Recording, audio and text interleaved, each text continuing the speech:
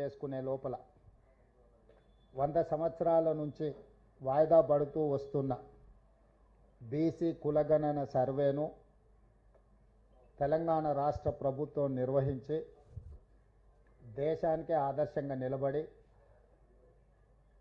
ఫిబ్రవరి 4 తారీఖును తెలంగాణ రాష్ట్ర ప్రభుత్వం social justice డేగా ఈరోజు సంబరాలు జరుపుకుంటున్నది.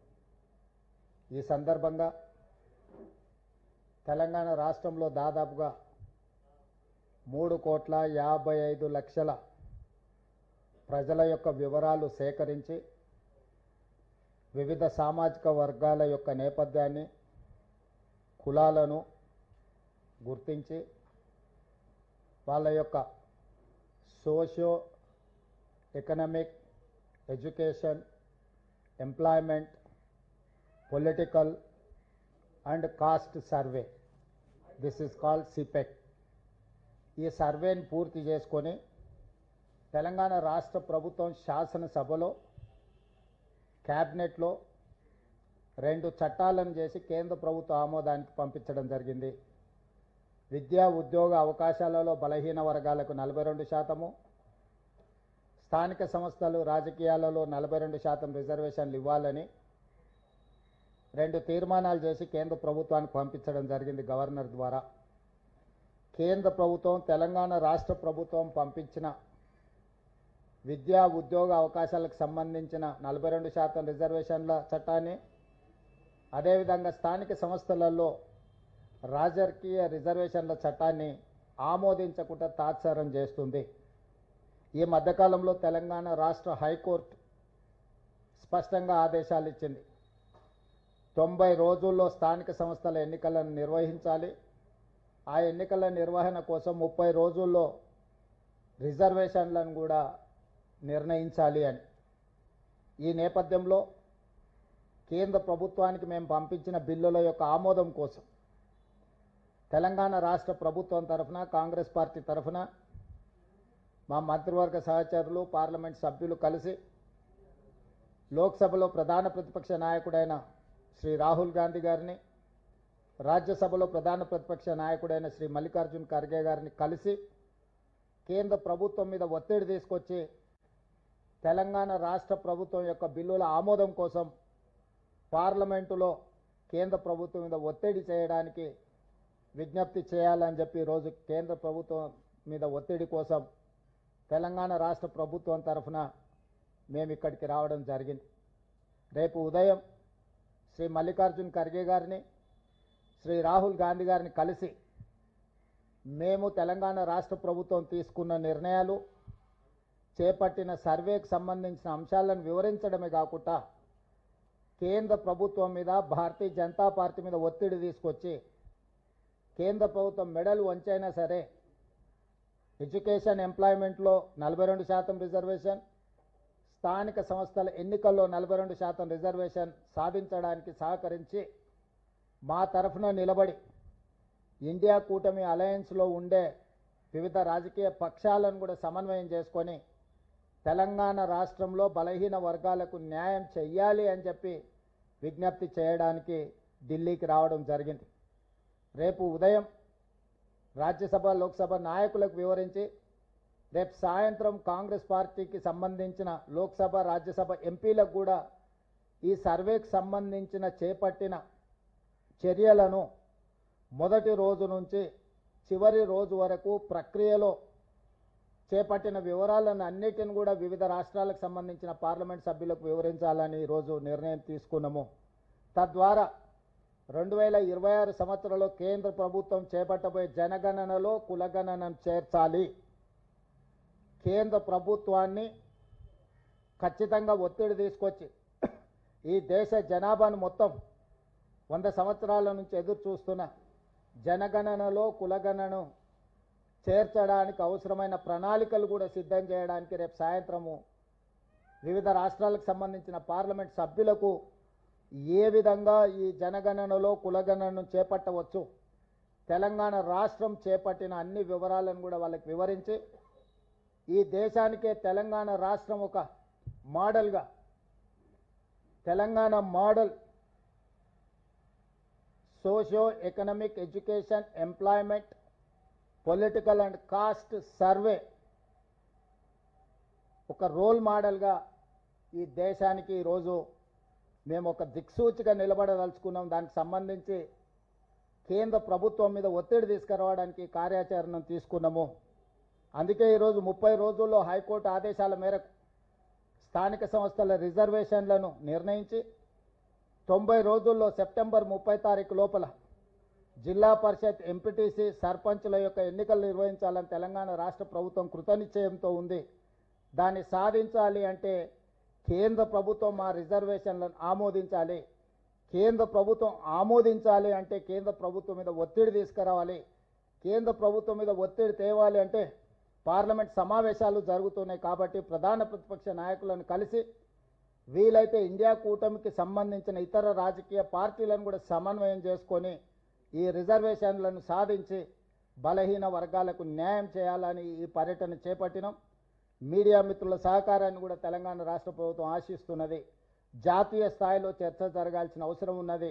జాతీయ స్థాయిలో బీజేపీ ప్రభుత్వాన్ని ఎన్డీఏ కూటమిని ఈరోజు మనందరం కూడా నిలదీయాలి. తద్వారా కొన్ని దశాబ్దాలుగా అణచివేతకు లోనవుతున్న బలహీన వర్గాలకు న్యాయం చేయాలని, ఏదైతే సోషల్ జస్టిస్ చేయాలని ఈరోజు రాహుల్ గాంధీ కాంగ్రెస్ పార్టీ అనుకుంటుందో దానికి సహకరించాల్సిందిగా విజ్ఞప్తి చేస్తున్నాం.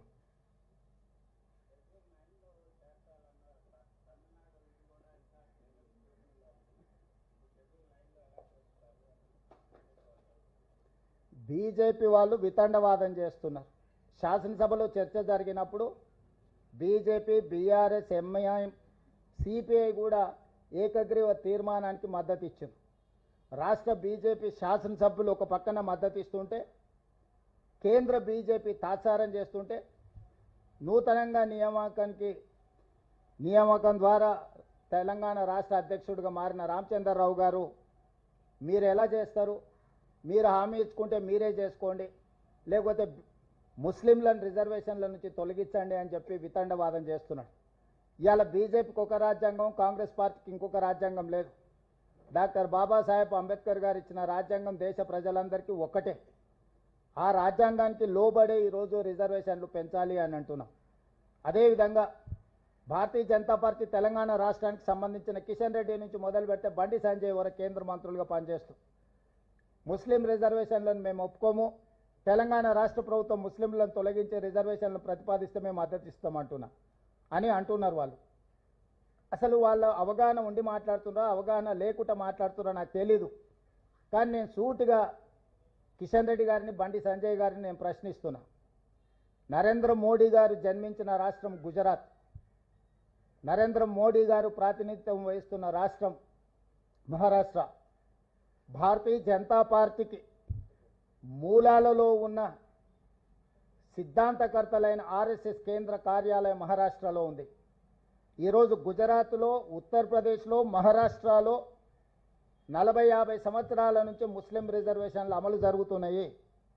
నిజంగానే మీరు ముస్లిం రిజర్వేషన్లను తొలగించాలి అని అంటే, తొలగించే ధైర్యం, చిత్తశుద్ధి మీకుంటే గుజరాత్ నరేంద్ర మోడీ పుట్టిన రాష్ట్రంలో ముస్లిం రిజర్వేషన్లు తొలగించండి. ఈ దేశ ప్రధానమంత్రిగా, పార్లమెంట్ సభ్యుడిగా ప్రాతినిధ్యం వహిస్తున్న ఉత్తరప్రదేశ్లో మీరు ముస్లిం రిజర్వేషన్లను తొలగించండి. మీ ఆర్ఎస్ఎస్ కేంద్ర కార్యాలయం మహారాష్ట్రలో మీరు ముస్లిం రిజర్వేషన్లను తొలగించి అప్పుడు తెలంగాణ రాష్ట్ర ప్రభుత్వానికి మీరు సూచన చేయండి. మేము 3 రాష్ట్రాలలో రిజర్వేషన్లు తొలగించినాం, తెలంగాణ రాష్ట్రంలో కూడా తొలగించాలని చెప్పి వాళ్ళు మాట్లాడితే అర్థం ఉంటుంది. వితండవాదం చేయడం ద్వారా వాళ్ళు సాధించేదేం లేదు. ఇది ముస్లిం రిజర్వేషన్లను అడ్డుకోవడానికి చేస్తున్న కుట్రగానే మేము భావిస్తున్నాం తప్ప ఇంకొకటి కాదు. నిజంగానే భారతీయ జనతా పార్టీ అమిత్ షా గారు ఒక మాట చెప్పారు. కొన్ని దశాబ్దాల క్రితం నుంచే మేము ముస్లిం రిజర్వేషన్లు అమలు చేస్తున్నాం గుజరాత్లో అని ఒక ఇంటర్వ్యూలో. మరి ముస్లిం రిజర్వేషన్లు అమలు చేస్తున్నాం, భవిష్యత్తులో మేము అమలు చేస్తామని చెప్పిన అమిత్ షా గారిని భారతీయ జనతా పార్టీ నుంచి సస్పెండ్ చేస్తారా? కాబట్టి ప్రజల్ని తప్పుదోవ పట్టించి ఒక భావోద్వేగాలను రెచ్చగొట్టి రాజకీయ ప్రయోజనం పొందాలని ఎవరినో ఒకరిని, ఒక వర్గాన్ని అడ్డం పెట్టి వాళ్ళని సాకుగా చూపించి రిజర్వేషన్లు అడ్డుకోవాలనే ప్రయత్నము ఈరోజు భారతీయ జనతా పార్టీ చేయదలుచుకుంటే ప్రజలు తెలంగాణ రాష్ట్రం నుంచి పూర్తిగా తూర్చిపెట్టేస్తారు బీజేపీ పార్టీని. అందుకే ఈరోజు ఇట్లాంటి వితండవాదాలకు తావివ్వకుండా తెలంగాణ రాష్ట్ర ప్రభుత్వం అమలు చేయదలుచుకున్న 42% స్థానిక సంస్థల ఎన్నికల్లో రిజర్వేషన్ల బిల్లును కేంద్ర ప్రభుత్వం తక్షణమే ఆమోదించడం ద్వారా బలహీన వర్గాలకు అండగా నిలబడుతున్నామని వాళ్ళ పట్ల అభిమానాన్ని ప్రకటించుకోవాల్సిన అవసరం ఉంది. కాంగ్రెస్ పార్టీ డిమాండ్ చేస్తుంది. తెలంగాణ రాష్ట్ర ప్రభుత్వం చేసిన సర్వేల మొత్తాన్ని శాసనసభలో ప్రవేశపెట్టి పూర్తి స్థాయిలో చర్చకు అవకాశం ఇచ్చినాము. పర్సనల్ డేటా ప్రైవసీ యాక్ట్ ప్రకారం డిస్క్లోజ్ చేయడానికి వీల్లేదు. వ్యక్తుల యొక్క సమాచారాన్ని బహిరంగపరచకూడదు. వ్యక్తులకు సంబంధించిన సమాచారాన్ని బహిరంగపరచలేదు.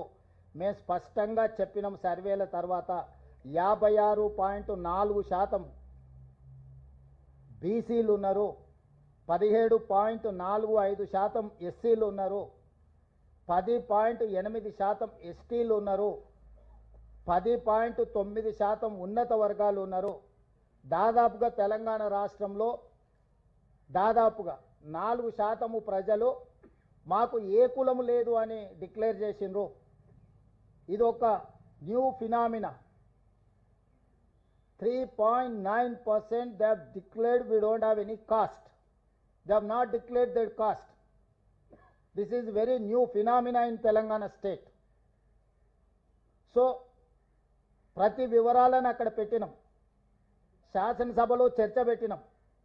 ఇప్పుడు మేమేమైతే ఇండిపెండెంట్ ఎక్స్పర్ట్స్ అడ్వైజరీ కమిటీ వేసినామో వాళ్ళు 3 రోజుల క్రితం నివేదిక ఇచ్చిండ్రు. ఈ నివేదికను మంత్రివర్గంలో చర్చించి రాబోయే శాసనసభలో ప్రవేశపెట్టి ప్రజలకు పూర్తి వివరాలను అందజేస్తాము. ఒక ఎక్స్పర్ట్స్ కమిటీ ఒక రిపోర్ట్ ఇస్తే ఆ రిపోర్ట్ను జస్ట్ లైక్ దట్ రోడ్డు మీద పెట్టడానికి వీల్లేదు. ఫస్ట్ మంత్రివర్గానికి చెప్పాలి. మేము అది బాధ్యత. మంత్రివర్గంలో చర్చించిన తర్వాత శాసనసభకు చెప్తాం. మేము శాసనసభకు జవాబుదారీతనము. ఏ ఏ ఏ లెక్కల ప్రకారం కూడా ముస్లింల లెక్కలన్నీ, హిందువుల లెక్కలన్నీ, ఇతర సామాజిక వర్గాల లెక్కలన్నిటినీ రాష్ట్ర ప్రభుత్వం తేల్చింది. ఈరోజు ఎవరికి ఎలాంటి అనుమానాలు లేవు. కొద్దిమంది రాజకీయ పార్టీ నాయకులకు మాత్రమే బీసీ రిజర్వేషన్లను అడ్డుకోవాలనుకునేటోళ్ళు మాత్రమే ఇట్లాంటి అనుమానాలు లేవనెత్తుతున్నారు. మళ్ళీ వానాకాల సమావేశాలు, శాసనసభ సమావేశాలు పెడతాం. మీ పార్టీలకు ప్రాతినిధ్యం ఉంది. మీరు సభలో చర్చించండి, ప్రశ్నించండి, వివరాలు అడగండి. మేము శాసనసభకు జవాబుదారీతనంగా పనిచేస్తాము. వీధి సమావేశాలలో మాట్లాడే ప్రతి మాటకు మేము జవాబు ఇవ్వలేము. భారతీయ జనతా పార్టీకి, బీఆర్ఎస్కు శాసనసభలో ప్రాతినిధ్యం ఉంది. వాళ్ళంతా సభలో వచ్చి వాళ్ళు మాట్లాడవచ్చు, వాళ్ళు అడగవచ్చు, వాళ్ళు అడిగిన వివరాలు ఇస్తాం. పర్సనల్ డేటా ఇవ్వడానికి వీల్లేదు. డేటా ప్రైవసీ యాక్ట్ ప్రకారం వ్యక్తుల యొక్క వ్యక్తిగత వివరాల గోప్యత రాష్ట్ర ప్రభుత్వం పాటిస్తుంది. ఇవ్వవలసిన సమాచారాన్ని మొత్తం సభలో ప్రవేశపెట్టినాం.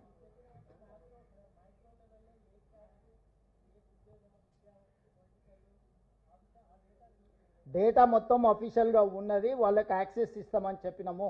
పబ్లిక్ డొమైన్లో పెట్టేటప్పుడు మిగతా న్యాయపరమైన చిక్కులను కూడా చర్చించుకొని ఇవ్వాల్సి ఉంటుంది. ఇప్పుడు ఎనాలిసిస్ చేసి ఇచ్చిండ్రు వాళ్ళు. ఇప్పుడు ఎక్స్పర్ట్స్ కమిటీని అందుకే వేసినాం. కంప్లీట్ డేటా ఎనాలిసిస్ చేసి ఇప్పుడు నేను ఎలా చెప్పగలిగిన 3.9% they have declared as a no caste. మాకు కులమే లేదని 3.9% ఇచ్చిండ్రు. ఇదంతా డేటా ఎనాలిసిస్ చేసినాము. ఇది ఒక్క రోజు కోసం, ఒక్క సంవత్సరం కోసం చేసింది కాదు. అన్నిటినీ రేపు కేబినెట్లో చర్చించిన తర్వాత శాసనసభలో ప్రవేశపెడతాము.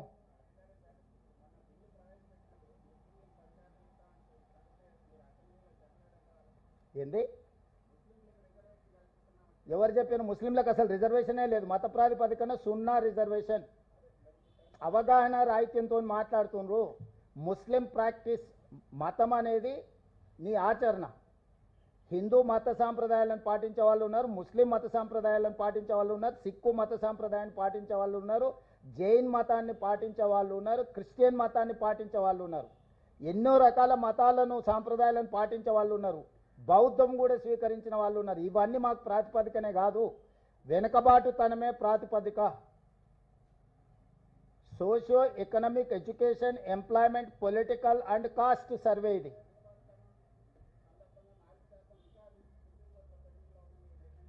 ఎవరు చెప్పారండి?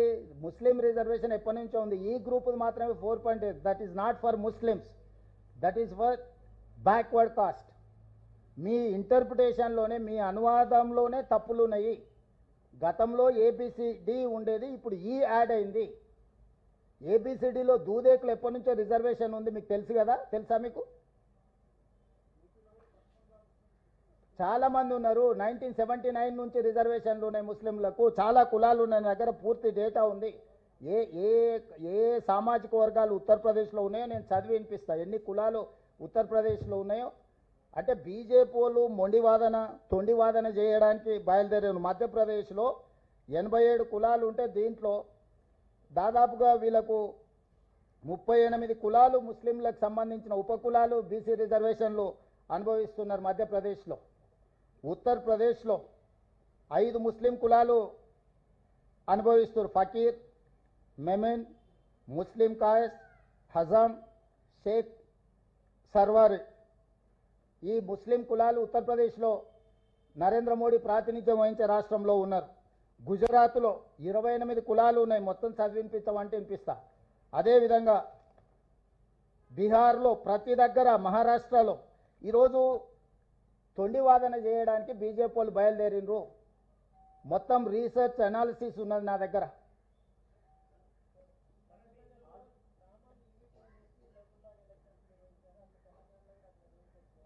ఇప్పుడు చాలామంది చాలా చెప్తారు, నేను తెలంగాణ మోడల్ పాటించమంటున్నా. ఆయన కోరుకో మధ్యప్రదేశ్ పసంద్ అయిన, మీకు చికెన్ బిర్యానీ ఇష్టం ఉంటే ఆ పక్కలో ఉన్న ఆయనకు మటన్ బిర్యానీ ఉంటుంది, ఈయనకి ఎగ్ బిర్యానీ ఇష్టం ఉంటుంది. నీకు ఇష్టమైంది అందరు తినాలంటే కుదరదు కదా. Telangana is one of the best model, latest model. Telangana is the role model for the country.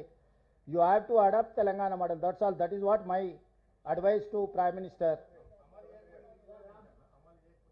ఏది అమలు చేయకపోతే చెప్తాం, పార్లమెంట్లో చెప్తాం. అమలు చేయకపోతే వ్యూహం ఉంటుంది కదా. రైతు వ్యతిరేక 3 నల్ల చట్టాలు తీసుకొచ్చిండు మోడీ, అమలు చేయను అన్నాడు. అమలు చేయనంటే ఏం చేసినాం? బీజేపీ మెడలోంచి అమలు చేపించి, రద్దు చేపించి, దేశ రైతులకు క్షమాపణ చెప్పించినాం నరేంద్ర మోడీ తోటి. మొదట్లో వాళ్ళు అట్లనే అంటారు, బిగుసుకుంటారు. మేము కులగణన చేయమన్నారు. సుప్రీంకోర్టులో పోయి అఫిడవిట్ ఫైల్ చేసిండ్రు, మేము కులగణన చేయము అని. చివరికి ఇప్పుడు కులగణన చేస్తామన్నారు, ఆదేశాలు ఇచ్చిండ్రు. అనడం పారిపోవడం అనేది బీజేపీకి సహజంగా ఉండే లక్షణమే కదా. అన్న ఇప్పుడు ఈ ఆర్డినెన్స్ పరిస్థితి అండి, ఆర్డినెన్స్. సో ఎస్,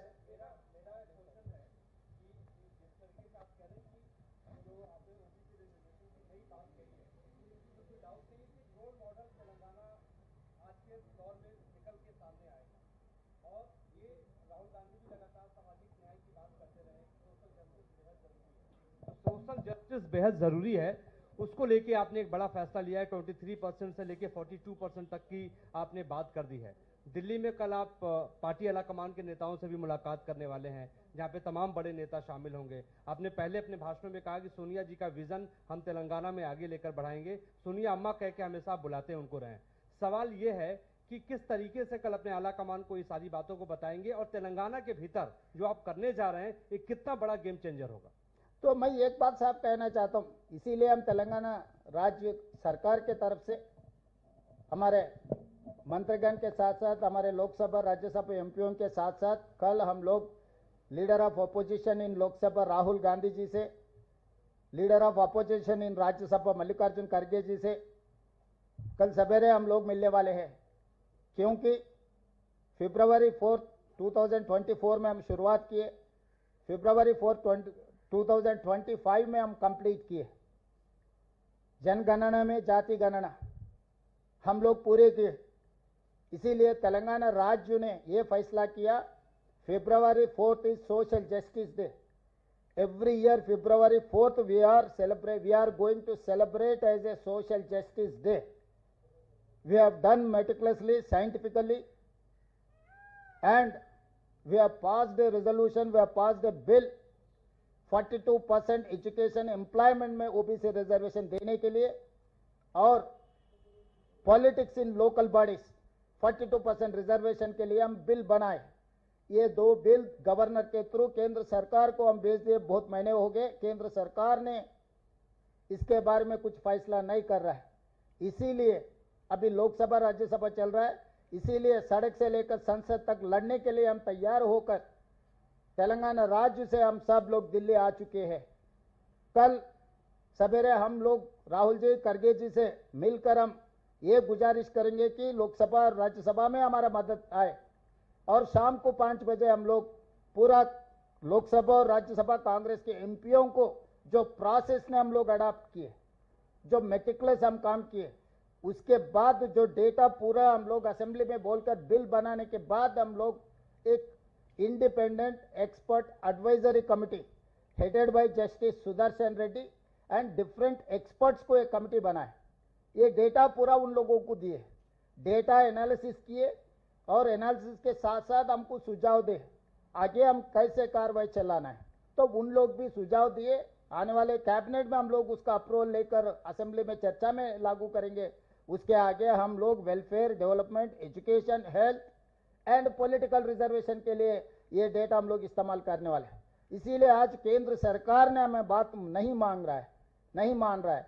इसीलिए हम लोग पूरा विपक्ष के नेताओं को पूरा जमा करके लोकसभा और राज्यसभा में हम लोग भारतीय जनता पार्टी सरकार, एनडीए सरकार को हम लोग वहां पर जवाब दिए जैसा, हमारे बिल पास किए जैसा हम लोग लोकसभा राज्यसभा में कार्याचरण लेने वाले हैं। इसीलिए हम लोग दिल्ली आए, विपक्ष के नेता लोगों से हम मिल रहे हैं। कल कांग्रेस पार्टी को और दूसरे पक्षों का नेता लोगों से हम मिलकर हम ये रिक्वेस्ट कर देंगे, तेलंगाना मॉडल जो बनाया जनगणना में जाति गणना, वो मॉडल केंद्र में लागू करना। और तेलंगाना में, क्योंकि पिछले महीने में तेलंगाना हाई कोर्ट हम लोगों के जजमेंट दिया हुआ है, 30 दिन में लोकल बॉडी में रिजर्वेशन तय करो, 90 डेज में चुनाव पूरे करो। तो हम लोग 30 दिन में 42% देना है तो पहले बिल पास होना। इसीलिए हम लोग दिल्ली आए, हम मदद मांग रहे हैं। पत्रकारों से भी हमारा गुजारिश है कि आप लोग पूरा मदद करो। ये किसी व्यक्ति के लिए नहीं, एक जाति के लिए 100 साल के बाद 1931 में ब्रिटिशर्स ने किए, उसके बाद हम लोग ने किया, तेलंगाना ने किए। 100 साल के बाद ये मुद्दा आए, ये मुद्दा को हम अमल किए। जब मंडल कमीशन आया, पूरी तरीका से मंडल कमीशन लागू नहीं हुए। मंडल कमीशन भी रिपोर्ट दिया हुआ है ये ओबीसी बैकवर्डनेस के बारे में, मगर तब पॉलिटिकल क्राइसिस कुछ था। मगर आज के तारीख में हम लोग सब तैयार होकर आने वाले दिनों में केंद्र सरकार को कैसे जवाब देना, केंद्र सरकार से हमारा जो काम है काम लेना, उसके लिए हमारा रणनीति तैयार है। वही हिसाब से हम लोग आगे लड़ने वाले। आगे हम लोग ओबीसी रिजर्वेशन लागू करेंगे। 2029 Lok Sabha elections is the litmus test for OBC reservation.